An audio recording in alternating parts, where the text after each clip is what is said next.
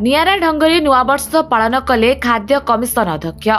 पवित्र नूतन वर्ष 2026 अवसर श्रद्धा सेवा सहयोग संगठन प्रतिष्ठाता तथा ओडिशा राज्य खाद्य आयोग अध्यक्ष इंजीनियर अवनीकांत साहू नियारा ढंगरे एही उत्सव को पालन करिसेंती। ए अवसर तिरिबी शिव मंदिर जाई पूजार्चना करी आशीर्वाद भिक्षा करी जगतर कल्याण निमंते कामना करथिले। मंदिर पुजारी मानकु नूतन वर्ष 2026 शुभेच्छा जणाइबा सहित सेमानकु श्रद्धा सेवा सहयोग संगठन सदस्य माने मिसी कंबल बंटन करथिले।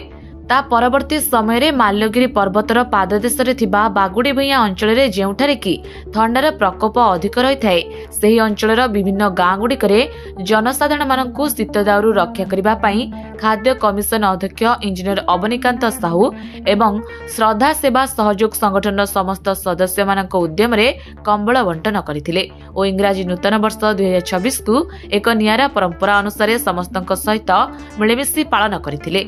पाललहड़ा खमारू मणिभद्र विश्वालଙ୍କ report dreams rider news.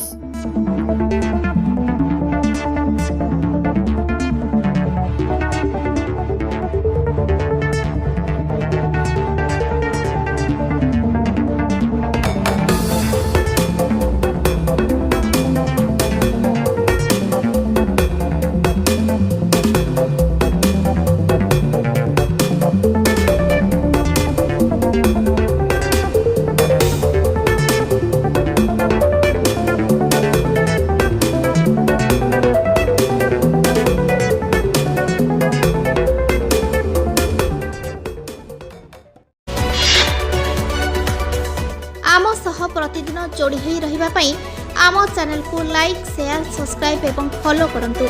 Dreams rider सबु समय रे आपन को सेवा रे।